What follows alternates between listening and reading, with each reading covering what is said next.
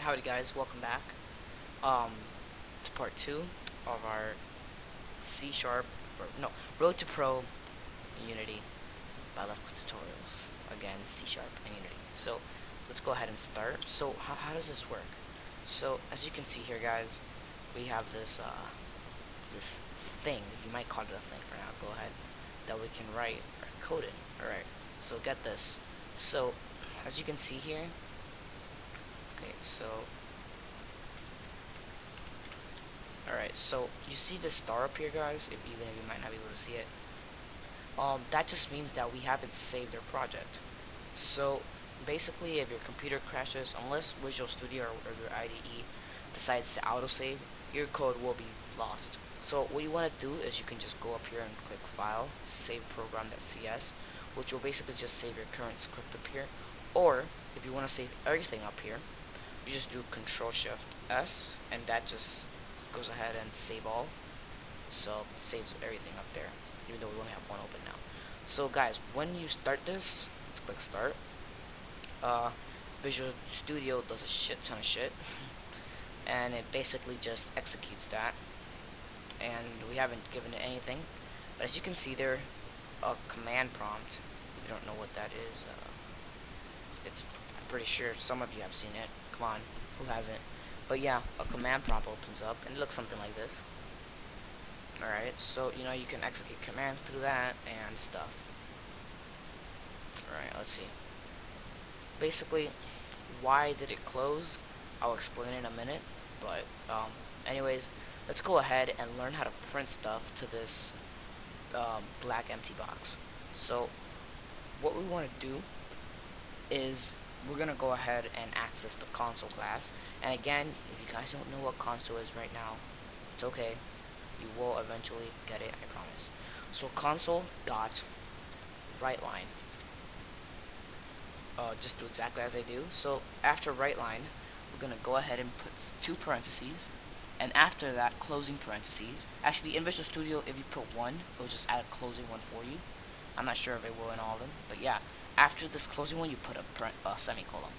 So not a colon, the 2 dots. It's a semicolon, 1 dot on top, and then the comma on the bottom. I guess you can say a comma. Yeah, it's a comma.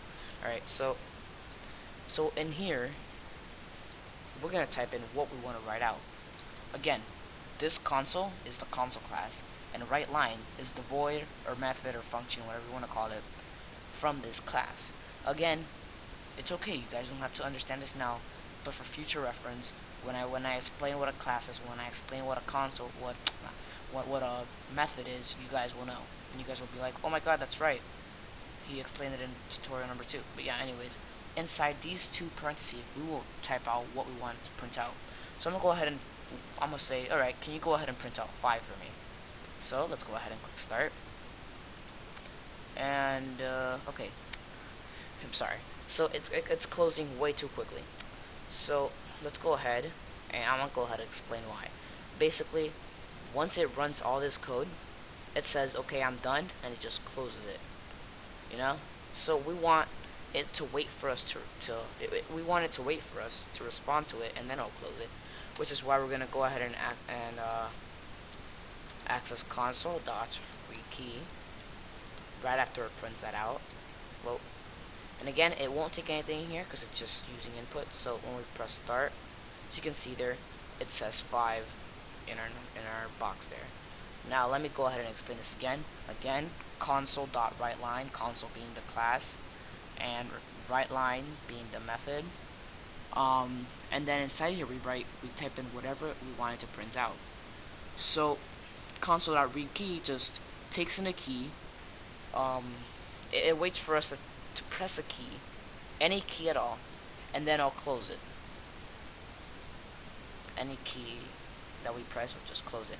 However, if we were to delete this, it'll just close it instantly. Now, let's move on to something else. Let's say we want to print out text. Well, let's say we wanted to print out, my name is Kenny. So my name is Kenny. Well, let's go ahead and run that. Start. Oh, we got an error. Why do we got an error? Alright.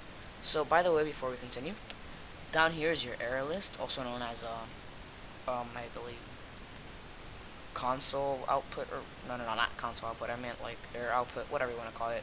So here we have a few errors. So why? Why can't we just print out my name is Kenny? Well, see, anything that is text, and anything that is text related, anything that it has letters in it. Whoa, my keyboard's not working. What is happening? Can I do anything with it? Okay, I can type, but I don't know why it doesn't want to. Okay, so you don't want to. Why doesn't my keyboard want to work? Did I do something incorrectly? Whoa, what did I do? Like, for real? Okay, there, I can type again. Well, I can type, but I can type, but I can't seem. Okay, so I got an error. I don't know why. I'm gonna go ahead and pause and see what happened. Sorry, guys. Alright. Sorry, guys. I have no idea what was going on. I guess it was just a glitch. All I did was restart it. By the way, if you guys ever have a glitch and something's not going on, I don't mean errors in the console. I just mean something's acting glitchy. Just save it. Save your project. Go to File, Save All, and then restart your program and open the project. Anyways, now I can erase. So anyways, why can't we print out my name is Kenny? Well, anything that has to do with text, letters, goes in what we call quotations. Just like if you're writing an article for a class, I don't mean a programming class. I mean like a academic class, like a school class. And you know, let's say you're writing a report on something to do with science, and then you want to say something that someone else said. You would put it in quotes, because if not, that would be kind of considered taking credit for their quote. You know, I'm pretty sure some of you have done this. So basically, anything that's text, letters, whatever, goes in quotes. You know. So we would print out, my name is Kenny, period at the end. All right, and when we press start, as you can see, we have no errors.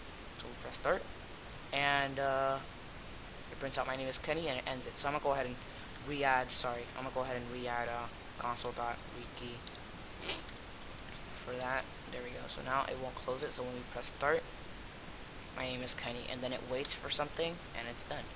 Alright, guys. So how much time do we have left? We have over 7 minutes. Alright. So with this, we can print pretty much anything. We can print text, numbers. You can see 45. And of course we can do math with it. We can go ahead and do 5 plus 5. And when we go ahead and press start, it prints out 10. Now, if we were to put 5 plus 5 in quotations, come on guys, think about it.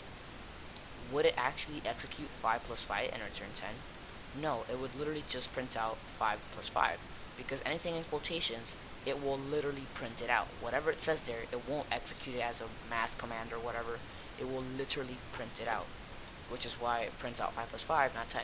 If we were to remove the quotes, however, it would run it as a math statement, and okay, I'm doing math, so it would do 10. Now let's say we want to do subtraction. We would do 10 minus 5, not 5, and of course it's the minus sign, and we press start, and it runs. We get 5. Say we want to do multiplication, so 10 times 10. We do that little asterisk, which is shift 8 on your keyboard, start, and we get 100. And division is just slash, so 10 divided by 5 will return 2. Start, and we get 2. Alright, so that's it for this video, guys, on C# Basics. Anyways, I hope you guys enjoyed, and I hope you guys liked the tutorial, the series so far. Make sure to leave some feedback in the comments below, and as always, make sure to subscribe. Thank you all for watching, and bye.